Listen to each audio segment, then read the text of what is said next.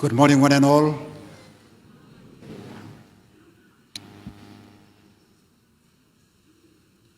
Our guest speaker is an alumni. As mentioned by our VC and our DVC, he is currently the Vice Minister assisting the Prime Minister strategic plan, specifically called MTDP4, a 5-year plan. Don't ask me what is that. He may tell you more about that. Is a product of Christian education of the Seventh Adventist Church.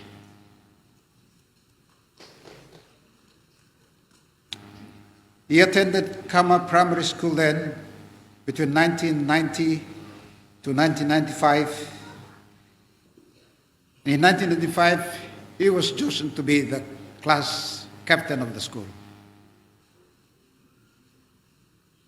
After Kama, he was enrolled in Kabiufa Adventist Secondary School.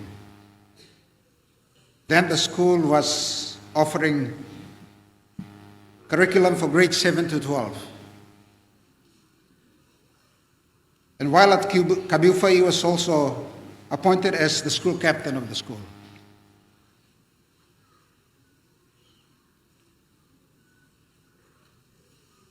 The year would be 1996 to 2001. When I arrived at Kabiufa in 2000, I noted 4 young men. One of them is our guest speaker. They were religious.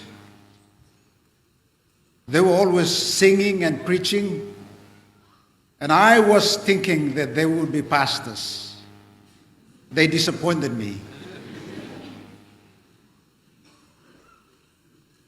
Jonathan Davat was one who also an alumni, saved you at PAU some time. Your very own beloved Douglas Rini was one of them, and he's still doing his ministry. And then we have Dr. Gilbert Kamai, who is here this morning as well. And of course we have our speaker, Kinoka PAU. Because of what we were seeing in face value, he was also appointed as a church elder of the church school in Kabiufa. And Dr. Kamai was appointed as the head deacon of the church. For those of you who dread to assume church responsibility, these are the platforms that elevate you later on in life. I think one of the last job they did was they planted bottle brush in front of the church, and I think they are still there. After Kabiufa, our guest speaker decided to try UPNG. So 2002 and 2003, he ended up at UPNG. But then things did not work out well for him. The last part of 2003, he decided to come back home to PAU. When he arrived here, he decided to work. So he worked as a security guard, as well as a janitor. So those of you who come to this building and you enjoy the landscaping of the flower beds, that's what our guest speaker contributed to this church and this university. Give him a hand. He believed in what we used to call WEF, Work Education Program. Now you call CTP, that a lot of you dread. If that program can do something for our guest speaker to be sitting here, think twice. If you have regrets, that's your problem. So he was here for, after the short break, he decided to apply to PAU, and he studied here 2004 to 2008. In 2007, he was elected by the student body to be the president of PAUSA. Sorry, rather 2007. 2008, he was also given the confidence to be the vice president of PAUSA as well. Then he graduated and he was employed at CPC, which is currently called Central Papua Conference, as an accountant. He stayed there for 1 year, and in 2010 and 2012, he was appointed as Director of Development on this campus again, PAU. So while he was here, he set foundation for the number of projects, the new dormitories that you enjoy for those indoor students. That's what you find. And towards the end of his employment here as a Director of Development, I worked side by side with him with privilege of working together for what we now refer to as Koyari Park Adventist Secondary School, a project that this university spearheaded and later on passed on to CPC and PNGUM. Our guest speaker is married with 3 children. His wife is also an alumni. Talk about couples walking around the lake, telling stories, endless stories, the same stories every day. I'll leave that part to him to share with us.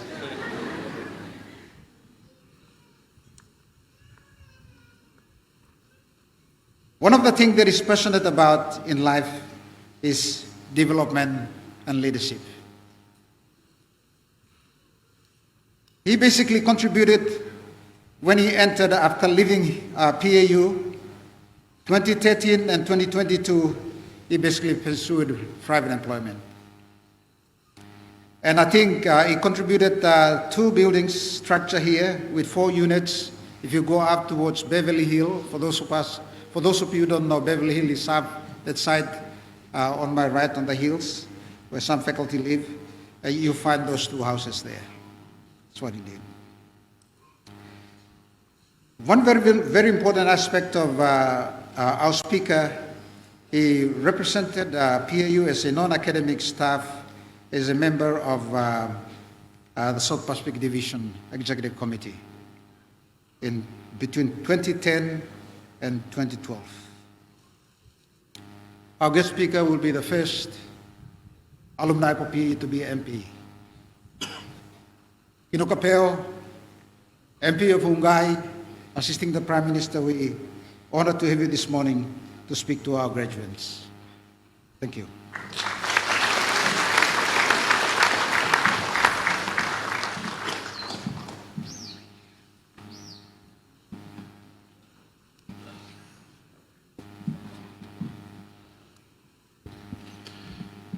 Thank you, Mr. Taos, for this kind welcome.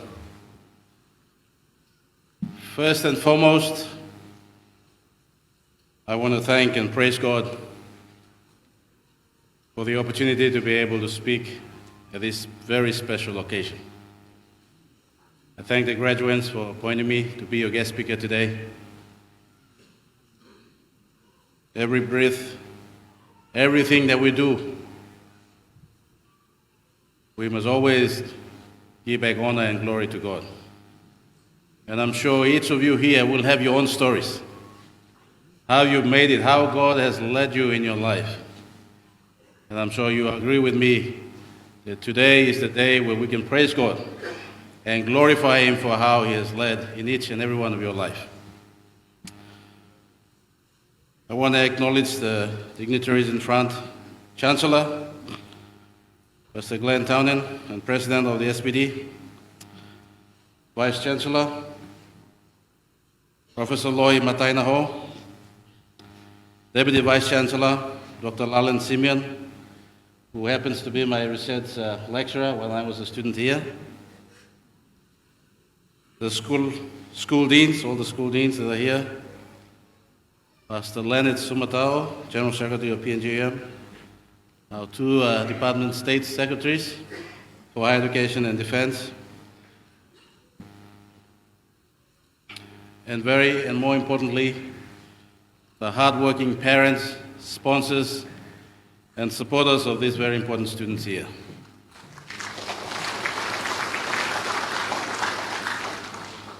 I join with our Deputy Vice Chancellor, and I take my hats off to each and every one of you for the hard work you have put into ensuring that your kids, your spouse, your family member, your relative, or whatever it is, makes it through and graduates today. And I salute you for the effort, the support that you have given to each one of them. Finally, and not the least, the graduating class of 2022. You have made it. I was once a student here, and I know the struggles that you have to go through, especially those of you boarding students. You have to make sure your hours are on target, your work-line hours. You have to make sure your assignments are handed in on time. You know, our parents, those that are not educated, don't understand the struggles, the pressure, the headache, everything that we go through as students. Not easy, the sleepless nights. Whatever it takes, you had to do. After 3, 4, some 5, some 2 years of hard work, you have made it. This is your day. We are here to celebrate. Your graduation class theme or motto, ready to serve. You have chosen a nice and befitting theme for your graduation. In fact, it is very much coherent or in line with PAU's motto of educate to serve. Obviously, you can now say, yes, we have been educated and we are not ready to serve. But I have 2 important questions to ask you. Are you really ready to serve? Are you really ready to serve? Number 2, what kind of service do you want to provide or render? Basically, my speech will help you answer those 2 questions, and that should be it. Not a long one, short one. In my new capacity as a leader of this country, as Vice Minister assisting the Prime Minister, working in national planning. National planning is the central agency of the government that coordinates all other departments in this country and sort of sets the focus of this country, the future, the vision of this country, working very closely with the Prime Minister of this country. Very important ministry. And as I work there, work with public servants, work with various people, and see the attitude, the work ethics, what's happening from this background. Just not long, just 3.5 months to 4 months in my new job. I see the need for men and women to stand out and provide exceptional services to our country.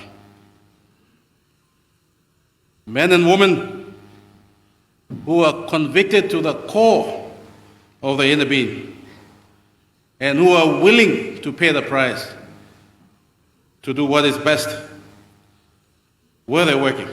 And in my context, for this country, I understand there are many of you from other Pacific countries.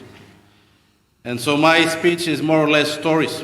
You've been hearing theory and all kinds of complex stuff that you learn in class. I want to share some stories. Melanesian culture, we learn well with stories. And so I'm going to share some stories, some of which are my own personal testimonies. And I want to say that I in no way try to brag about myself, but I want to share how the Lord has led in my life. And hopefully, that will give you some insights into your own theme. And as you leave this place, you can be somebody of influence. You know, the world needs men and women who can stand up and be counted. Men and women that can revolutionize this world. They can turn this world upside down, like the simple disciples.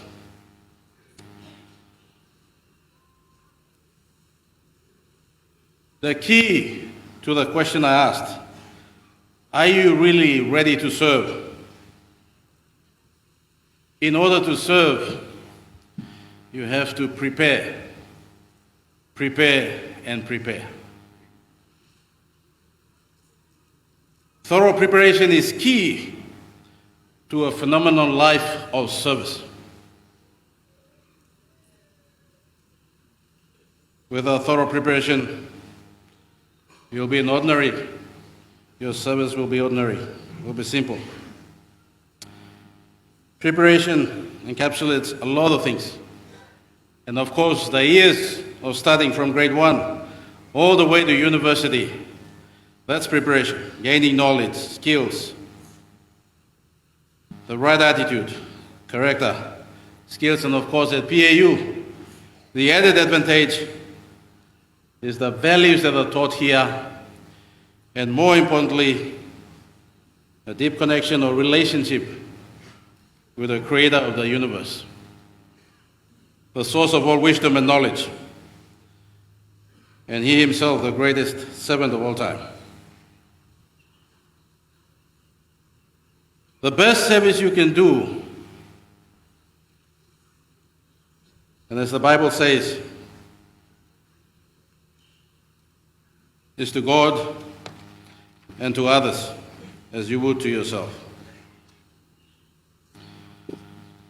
I want to share one principle in life, talks about preparation.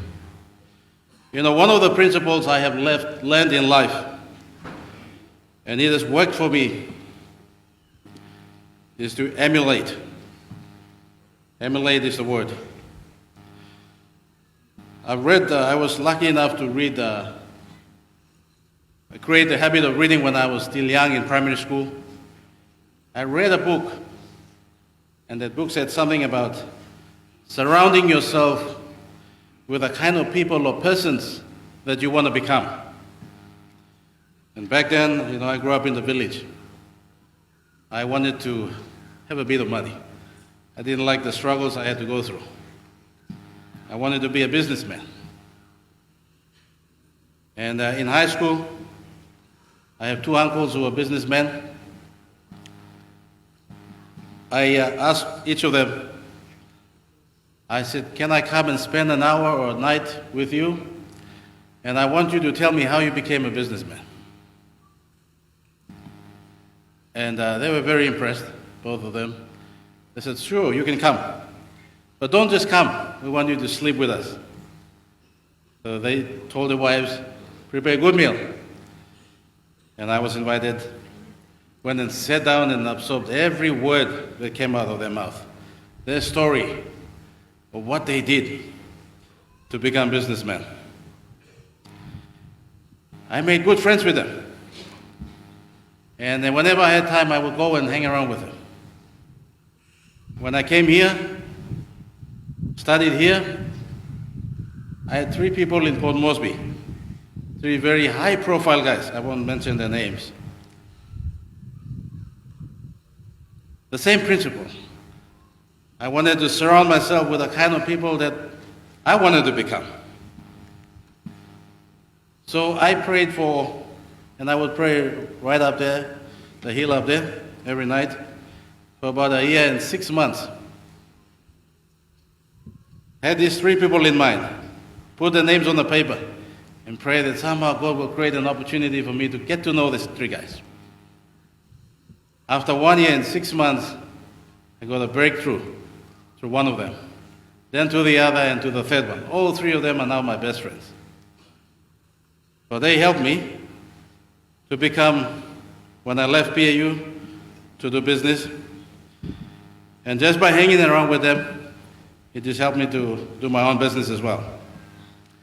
In the process of the 9 years that I left after leaving PAU, I also wanted to be a politician. So for 8.5 years, I was working very, very closely with politicians, seeing how they were doing things, learning the secrets, the trades, everything else, taking notes of everything, every day with politicians. Lo and behold, I'm a politician today. In the Bible, it says, but we all, with all unveiled face, beholding as in a mirror the glory of the Lord, are transformed into the same image from glory to glory as from the Lord, the Spirit. You see, by beholding Jesus, you are transformed into his likeness. It's the same principle. Whatever you want to be in life, the kind of service you want to exert, those that have done it before you are around. Pick them and emulate them. It won't take you long and you'll get it. It just rubs onto you. You know, the importance of preparation.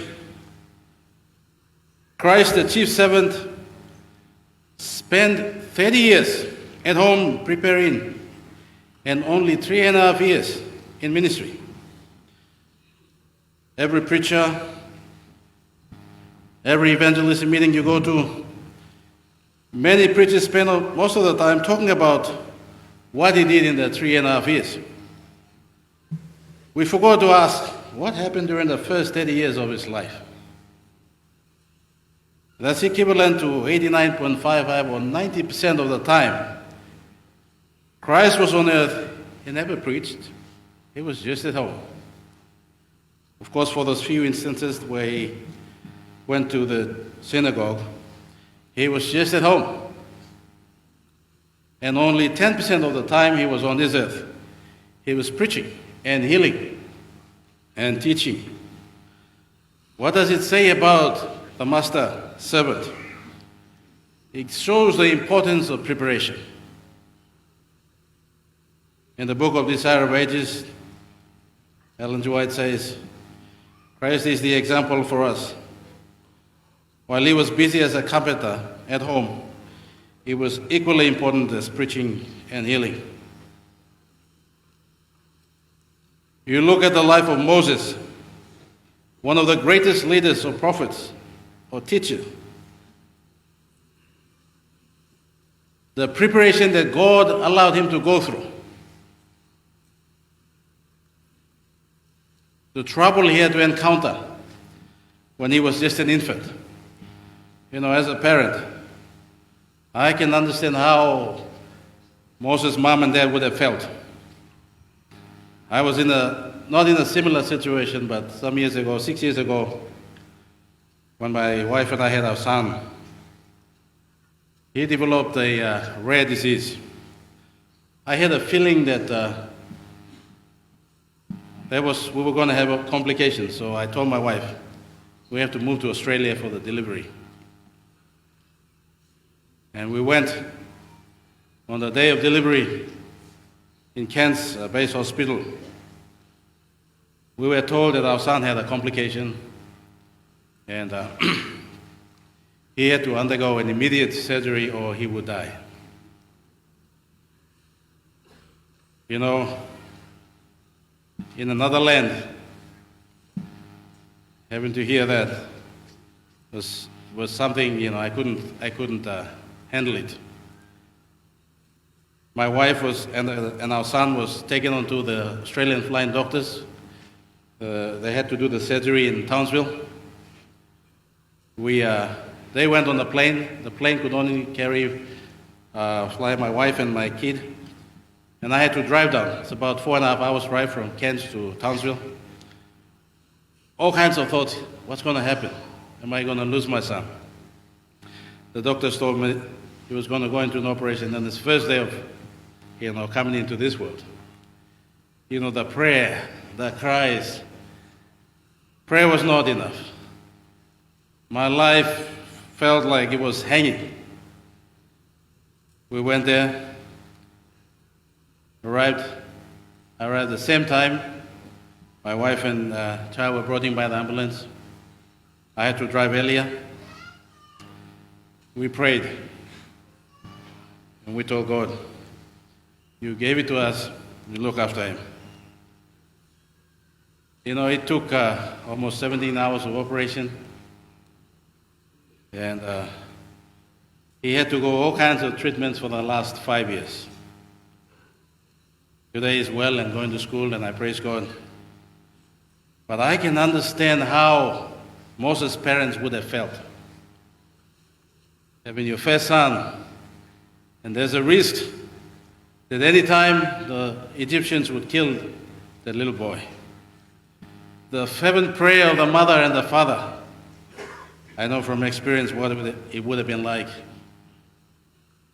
Of course, we know the story.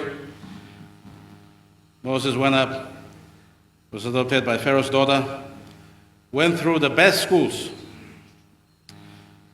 In those days, the best school the world could offer, got the best education, prepared to be commander and the king, next king. And you know the story.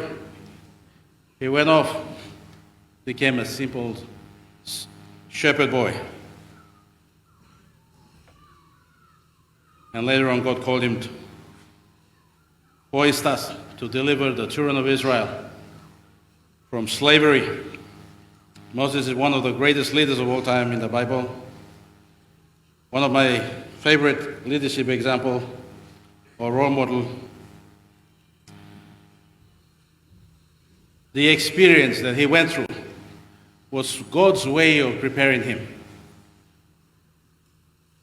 It was only through those rough times that he was able to develop patience, humility, and dependence on God. And he was able to achieve some of the greatest achievements. He was able to see God face to face. He was able to experience firsthand the great miracles, the parting of Red Sea, the manna, the pillar of cloud. Just imagine if you were there.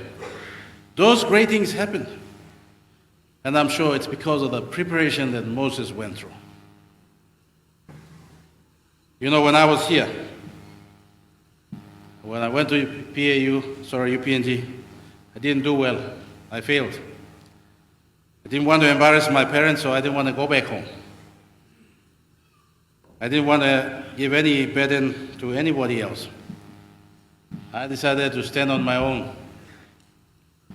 I decided I'll go to Australia and do some fruit picking. And I went to Australian Embassy. I said, I want to go and do some fruit picking in Australia.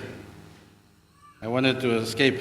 I didn't want to be embarrassed by my friends and anybody else that know me. We like, run away, go hide. And the Australian embassy asked what my name was, and I gave them my name. And they told me it's illegal for Papua New Guineans to go and do fruit picking. We're writing your name down. Don't come and apply again. So I was devastated. I left. I didn't have a place to go. I went from room to room. I slept with some of my friends. Sometimes I went and slept at the market at Manu, on the marketing bed. I just slept there. And I was looking for a job. I came here looking for a job. I asked around. I said, you can see the Vice Chancellor. You know, and at UPNG, where I was studying before, it was not easy to see Vice Chancellor. I went in, and the Vice Chancellor, told me, I'm not going to employ you. First and foremost, you're not a PAU student. You're from somewhere else. But back then, the Vice Chancellor was Dr. Nemani Tausere. He said, you give me a day or two, I'll check around, and if there's anything, I'll let you know. So I came back 2 days later, I checked him. He said, there is a vacancy. In fact, there is no vacancy, but I will create employment for you. I'm going to bend the rules and give you an employment. So I think you can be somebody in the future.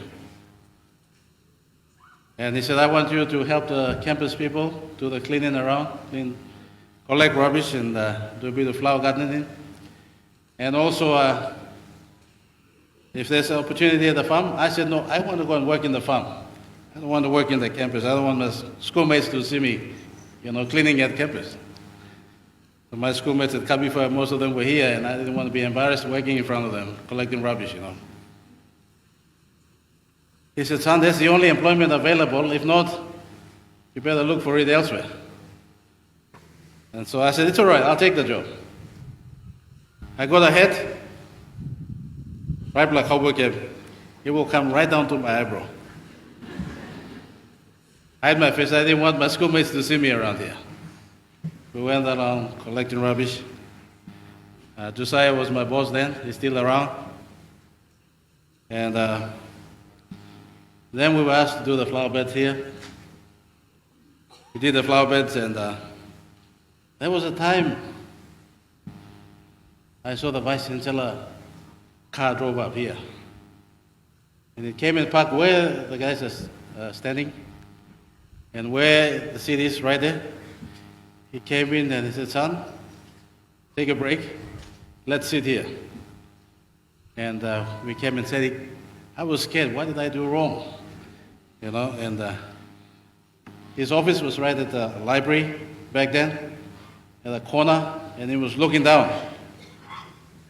I didn't know that all this time he was looking at me working here, doing the flower beds. And he came and he said, I bought you lunch. My heart was hanging here. When he said he brought me lunch, it just came down. He said, son, I've been noticing. When I go to office, you were the first person. And I was ashamed, so I didn't want my schoolmates to see me, and I would come early as 5 o'clock when no one was moving. Come here and start working. I didn't want to meet anyone on the way. So I would come here and start working at 5 o'clock. And the last person, probably 7:38 in the night, I'd go. And I didn't know that he was noticing it. And he said, I noticed that you were the first person here working. Never took a break. You were working very hard. And I'm here to thank you. And I brought lunch for us to have lunch together. We had lunch. Few months later, but I worked for about eight months. I tried to go back to UPNG. There was no dormitory space. And I said, I'll just work one more year. I was working, very sad. And he happened to come back again. And he said, are you going to study? Yes, I wanted to, but there's no dormitory space at PAU. I have to just work on, and hopefully next year, or a year later, there's probably a space. And he said, were you thinking of studying here as well too? I said, yeah, I would, but it's already 2 months already into school. I'm late. And I pay tribute to him. He said, you are talking to the Vice Chancellor.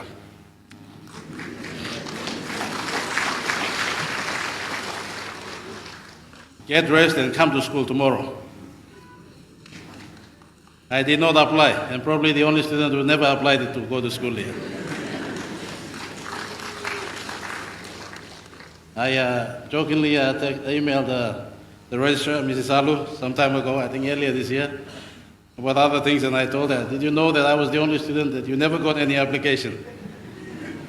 I went straight to school 2 months later.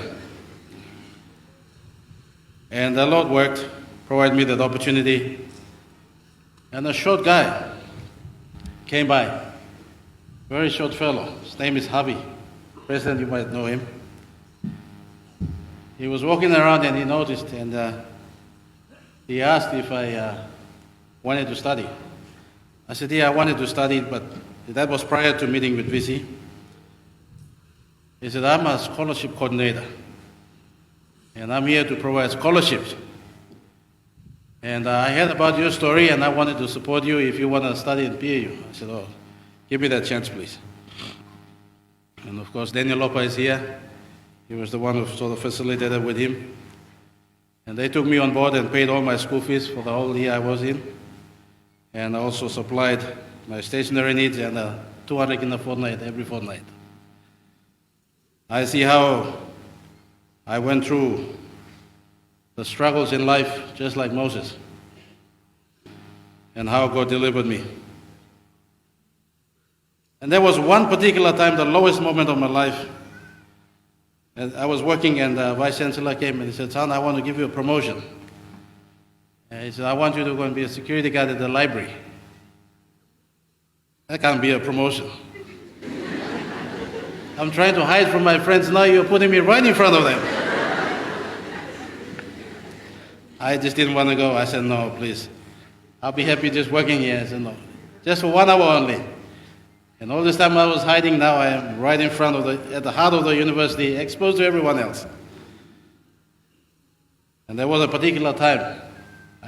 It's the lowest moment of my life.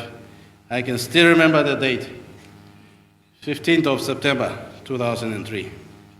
I was sitting there as a security guard. And I guess it was not their fault. A group of girls walked in and they sort of laughed at me. I'm sure they didn't laugh at me, but probably they laughed at something else, but I took it as they laughed at me. I wanted, the whole place, cement and everything to open so I can get lost. I was really, really embarrassed. I was ashamed. I said, "I'll just go home." Tears were already there, but I had to control it. I kept it. I was trying to be strong. I waited for time to run fast. And the hours went by, and I was able to go home. I was staying with the Jimenez at that time, those of you that were there. I went underneath. I cried my heart out. And I asked God, I said, "Why? Why me? Why do I have to go through that experience? Tomorrow I'm resigning. I'm not going back to work. I'm ashamed. I don't want to go back to work." And at that night, I had a dream. I was sitting in an oval table. That time, Prime Minister was Michael Somare. Chief of Justice was Seano Lamet. And I was sitting with them in my dream and talking with them. And I woke up. And I knew back then God had a plan for me. I should not worry about what I'm facing right now. I'm going to raise my head up and go and work. And the next day was Independence Day, September 16th. I was the first one. I took all my head off, dressed up properly, and I went and I worked. And today, I know that dream is fulfilled. And I'm now sitting, working closely with the Prime Minister of this country.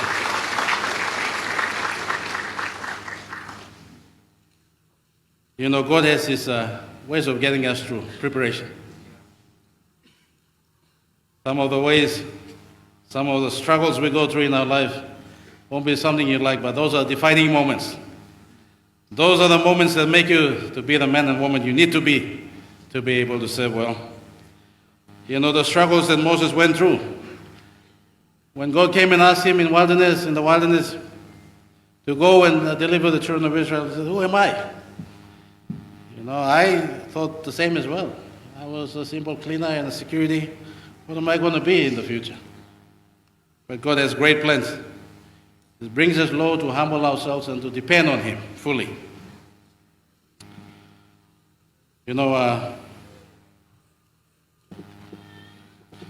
Preparation is key. One of the best things you can do to prepare to be able to serve well is to emulate those that have gone before us. In the story of Moses, Daniel, Joseph, and many. Modern days, like Martin Luther, the reformer. In politics, you have Nelson Mandela, Mahatma Gandhi. In the science, you have Dr. Ben Carson, and the list goes on.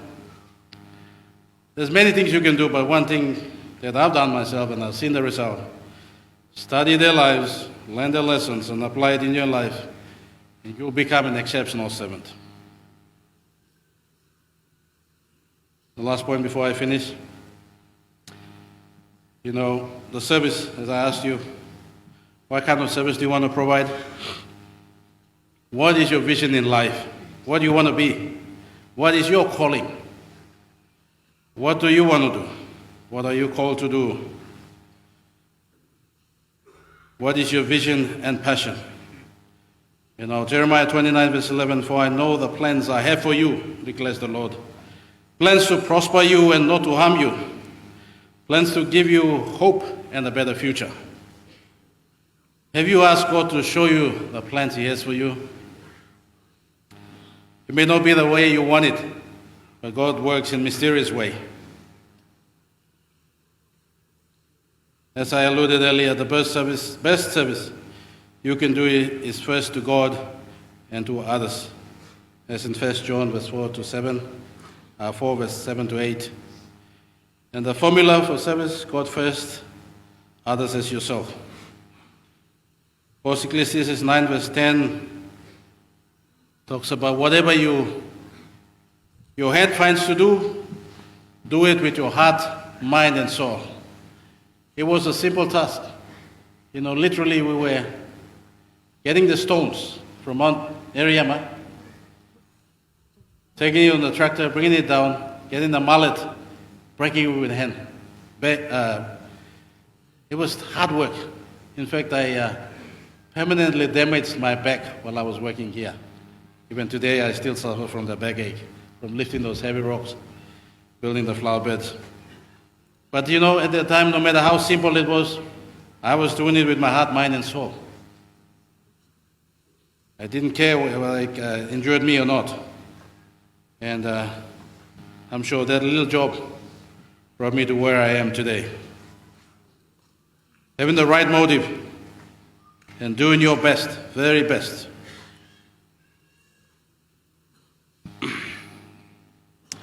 Whatever your hand finds to do it with everything. Do it with your might, heart, and soul. In other words, you must be passionate about it. It has to be something you really, really love doing and find pleasure in doing it. And you are willing to pay any price to do it, Martin Luther, the Reformer, I read his story. He would read the Bible for hours and hours, and sometimes he doesn't realize the time has gone. It's already daybreak. The whole night reading. Michael Jordan and Cody, they spend hours and hours training behind the scenes, shooting. Those exceptional servants, exceptional people in this world. Exceptional performance does not come easy. It requires a lot of hard work behind the scene. You have to be willing to pay the price. And as I said earlier on, are you ready? The questions I pose to you, are you really ready? You must be willing to pay the price. No matter how simple it is, you must be willing to do the best you can. I remember we were taking out the rubbish bins, and at 2 or 3 instances, part of it fell on my body. The maggots and the stinky liquid. Then I never gave up. I kept on emptying the bins, did whatever I could. Whatever was before me, I had to do it with all my heart, mind, and soul. And I saw how it was worked. Even today, as I sit in this office, I still carry on the same spirit. I want to do what I can with my heart, mind, and soul to serve my people. I was inspired by the story yesterday that our president shared about the bicycle. I read a story some years ago about a man in Brazil. His name is Dr. Milton Afonso. Last year in July, they celebrated his 100th birthday. The president of General Conference went there. I read a story written by George Vanderman, the founder of Adventist Written Ministries. Mark Finley and was one of the director before becoming one of the general secretaries at General Conference. In his book, My Memo, he gave an account of how Adventist Written Ministries went to Brazil. And he told the story of how he met this guy, Dr. Milton Afonso. Milton Afonso is a businessman. When Edison went to Brazil to, preach on the television, they would give them sort of the last time 11, 12 in the night.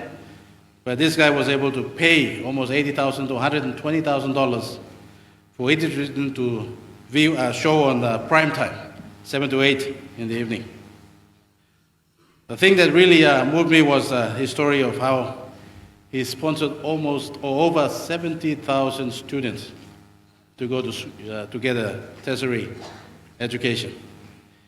And because he runs one of the biggest health services in Brazil, every year he sponsors about 5,000 to 6,000 students to get medical training in one of those universities in Sao Paulo, Medical University. And there was this time when the students were asked to do their exams on Sabbath. And he pleaded with the government, the university administration, to give an exemption to his sponsored students not to do the exams on Sabbath. No one listened to him. What did he do? He asked the government and board of the university and turned it into an Adventist university.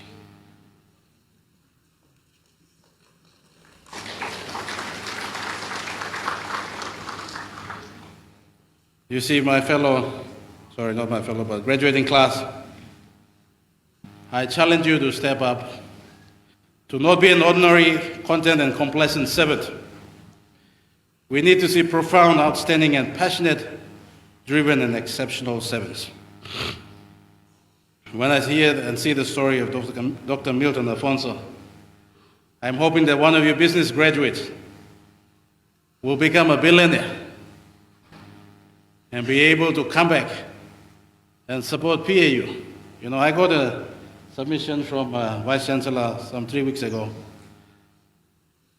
We need 30.1 million to build infrastructure in the university. If we can have a billionaire student here some year down the line, you can come back and just do that and 30 million, bang, build whatever you need in this university. We can move the gospel, we can transform our communities, our country, and the world if we are not afraid, if we have the courage to stand up boldly and face the world and be the exceptional servant that Christ wants us to be. I charge you to go out, get prepared, and serve exceptionally. God bless you.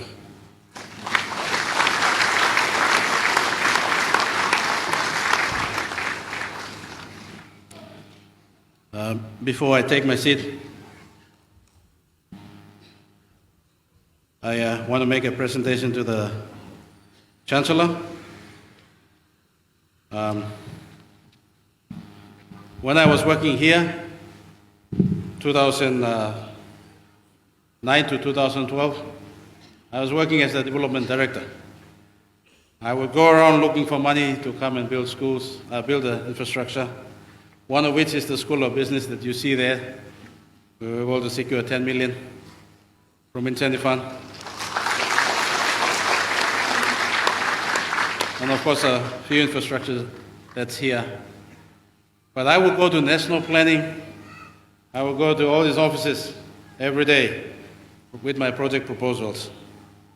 Now I'm sitting there making the decision.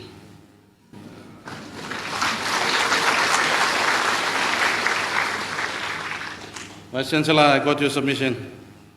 I can assure you we will definitely fund everything.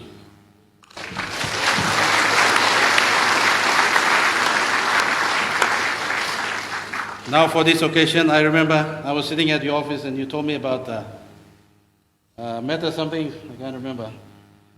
The metaverse, that's right. I was very interested. I wanted you to make that bigger and trial it out in PAU, and we can trial it out in all our universities. So I'm here with 1 million check for you to be able to do that.